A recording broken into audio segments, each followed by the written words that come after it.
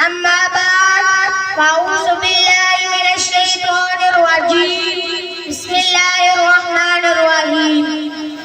हजूर आए तो सिर्रे आखिरी नशा गई दुनिया, हजूर आए तो सिर्रे आखिरी नशा गई दुनिया, अंधेरों से निकल कर रोशनी में आ गई दुनिया। मुझे चेहरों से ज़ंग उतरा, सुते चेहरों पे नूर आया, मुझे चेहरों से ज़ंग उतरा, सुते चेहरों पे नूर आया। हजूर आए तो इंसानों को जीने का शऊर आया। मोहतरम अज़ीज़ इकराम और मेरे अजीज साथियों, अस्सलामु अलैकुम।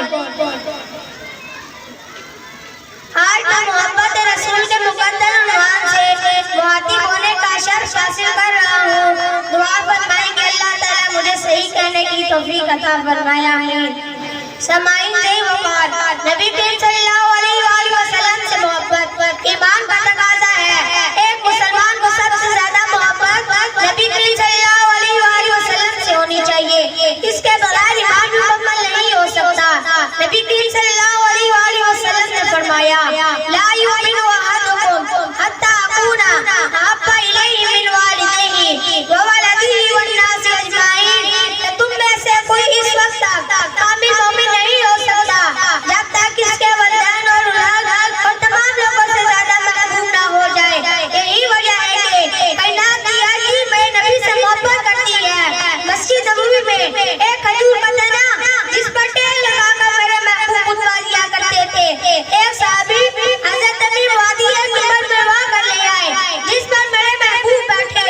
वो खजूर का तना इस तरह रोने लगा जिस तरह एक छोटा बच्चा रोता है। मेरे आका उस मिंबर से उतरे और उस तने के करीब गए, उस पर दस्ते शफ़क़त रखा।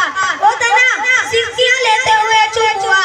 इस तने को मेरे आका से इतनी मोहब्बत थी कि जुदाई बर्दाश्त ना हुई। जरा जिस्म तसव्वुर से देखें, ज़ाहिर कुफ़ार के नरवे में है, ज़ाहिर वसूली देने की तैयारियां हो रही हैं, काफी खुशियां मना रहे हैं, चारों तरफ तलवारों की दहाड़े और खून इंसान की प्यासी नजर आती है। इस आलिम में अबू सुफियान जो भी तक मुसलमान नहीं हुए थे, इससे सवाल करते हैं कि ज़ैद